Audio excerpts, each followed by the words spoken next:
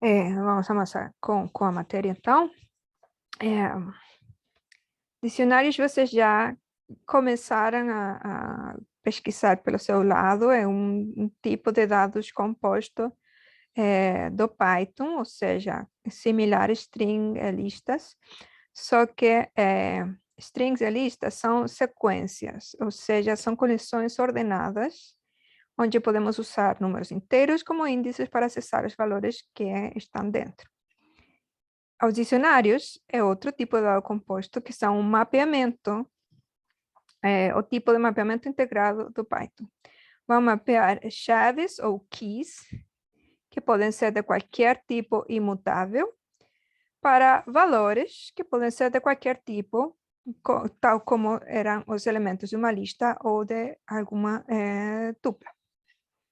Então, o conceito mais importante no dicionário é a relação chave-valor. Então, aqui, por exemplo, vamos começar criando um dicionário chamado tradutor. Para criar o dicionário vazio, vamos atribuir as chaves. Aí, vou criar para a chave one o valor 1. Para a chave 2, o valor 2. Para a chave 3, o valor 3. E aí, então, vai imprimir esse dicionário, que quer dizer, vai ter o par, que o chave e o seu valor, separado por vírgula cada par, e a relação chave-valor está separada por 2 pontos.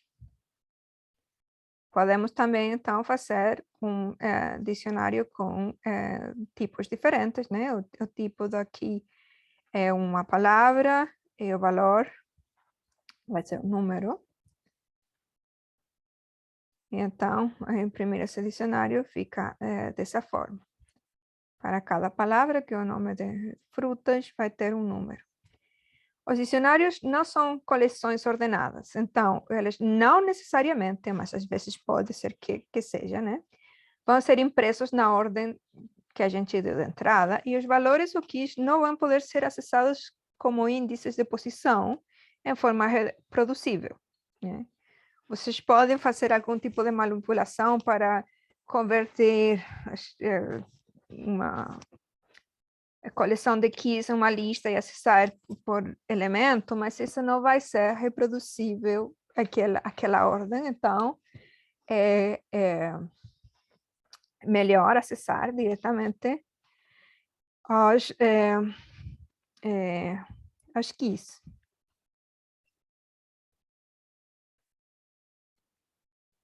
Então, esse aqui cria um dicionário vazio, e para cada número entre 0 e 199, vai colocar como key o valor numérico, e como valor mais aquele número.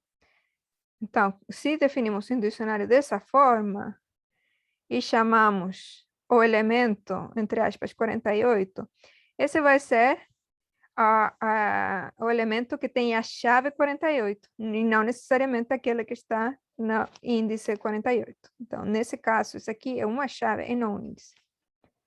Só que, coincidentemente, também é um número do tipo inteiro.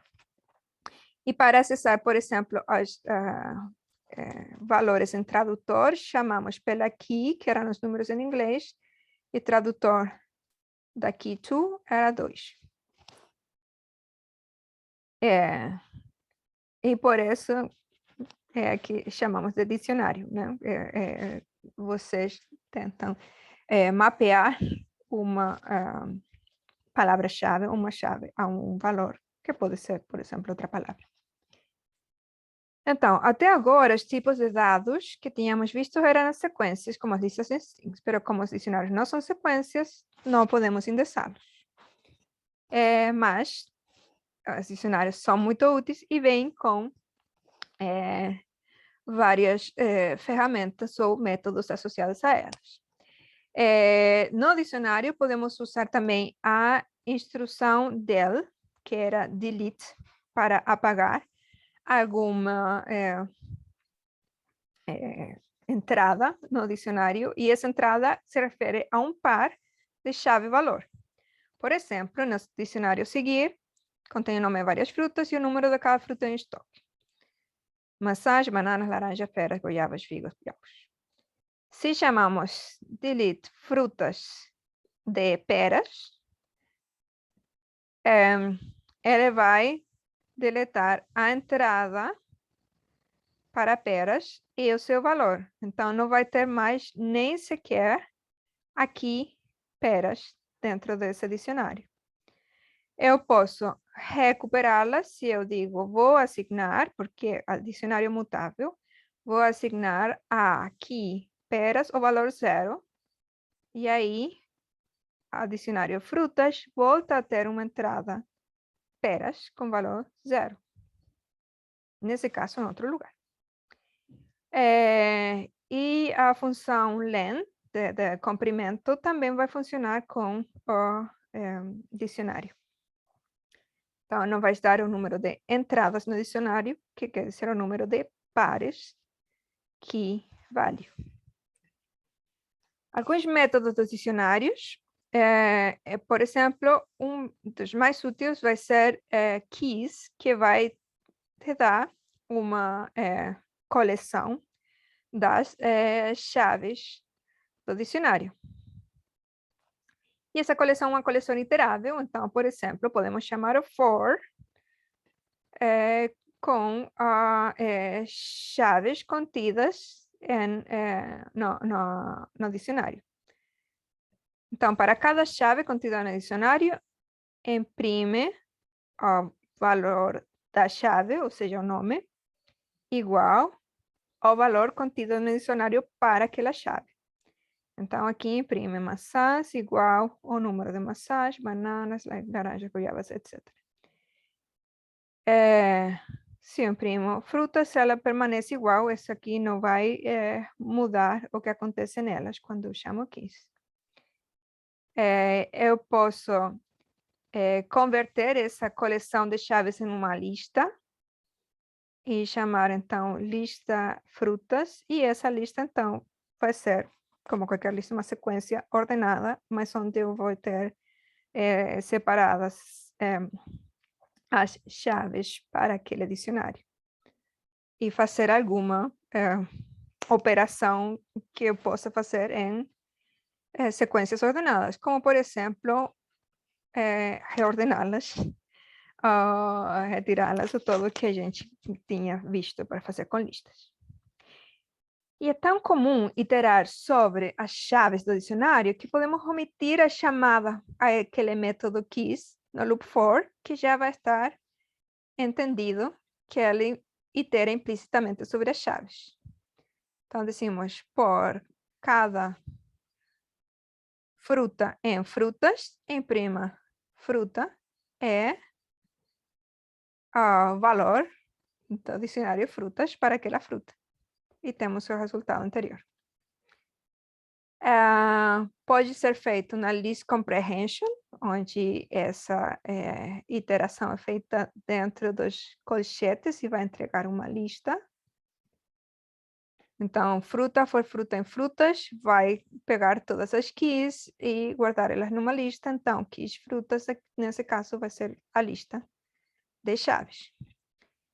E da mesma forma, uma outra list comprehension para os valores da fruta daria esse caso. O método values vai possibilitar acessar os valores do dicionário.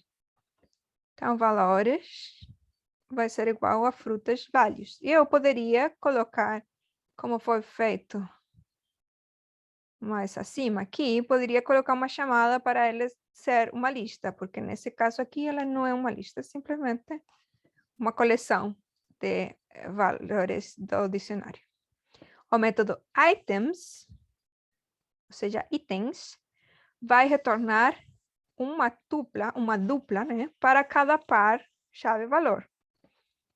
Então, print frutas items vai dizer essa é uma coleção de itens de dicionário que tem no primeiro lugar de cada dupla o key e no segundo o valor. E eu poderia também interpretar isso como uma lista e isso seria só a lista dos pares key e valor, mas em formato de dupla. E então, como isso me dá esta coleção, as duplas podem ser tipos úteis para obter esse par key valor ao mesmo tempo durante a execução do loop. Então, se chamamos um loop for dupla de dois elementos kv in frutas items, então para cada elemento daqui, key value, ele vai assignar o key para cá e o value para V.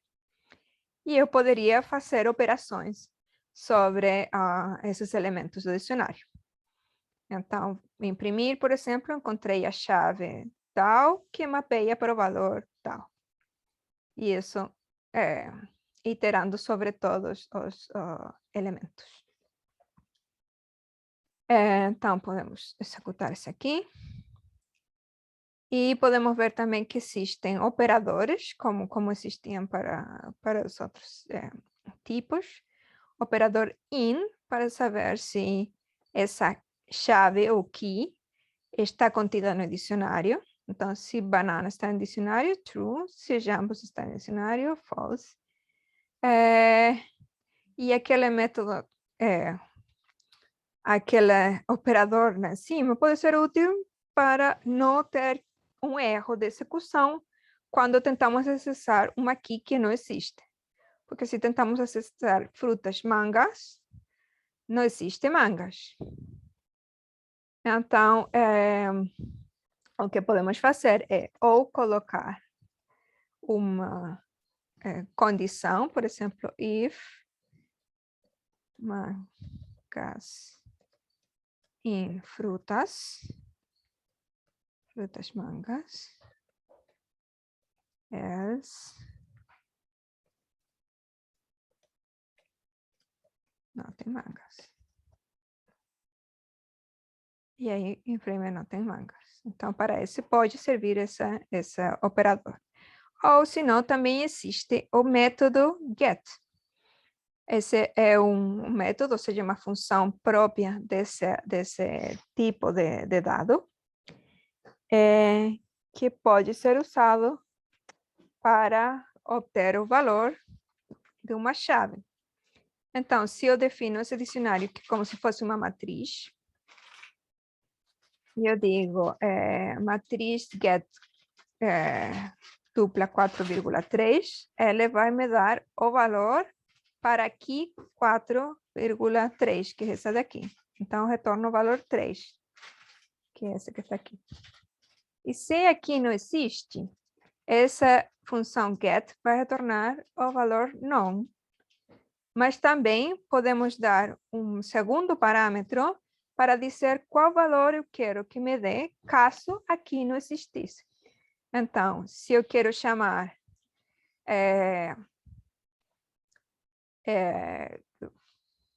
get de uma key que eu não sei se existe ou não, eu digo, me dá o valor que está ali, se existir, e se não, me dá o valor 0. Então, digo, imprime. E aqui eu coloco um outro exemplo, por um valor uma chave que sim existe aqui, que pode me entregar o valor, mas digo, se não achar, caso for uma outra matriz, né, que eu não soubesse, me dá o valor menos 999. Então, posso executar isso aqui. Então, quando chama para essa matriz que está definida aí, obter o valor na posição 2,2 da matriz, vai dar 0. Quando eu digo 2,1, ele se existe aqui, é diferente de 0, e me imprime o número 2. Então, e nas frutas que tinha lá em cima, eu poderia fazer mais rápido se eu chamasse esse get mangas. Caso não tiver manga, então imprime não tem manga.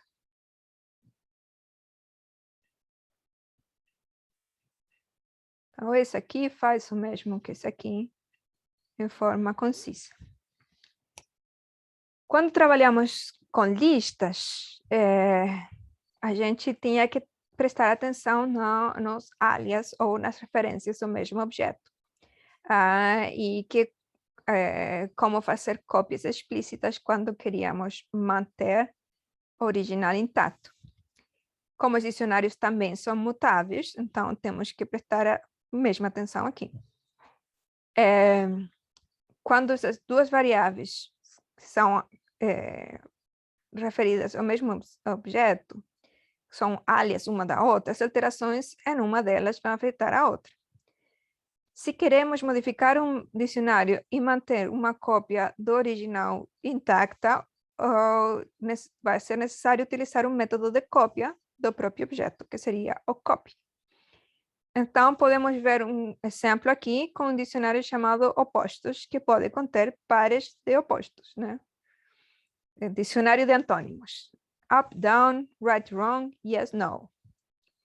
Se eu digo alias igual opostos, então alias vai apontar ao mesmo objeto de opostos. Então, se eu mudar alguma coisa na variável alias, vou mudar também na variável opostos e vice-versa. Mas também posso chamar copy de opostos e guardar isso na variável cópia. E o que eu fizer no dicionário cópia não vai afetar nem alias nem opostos. Então, vou definir esses três.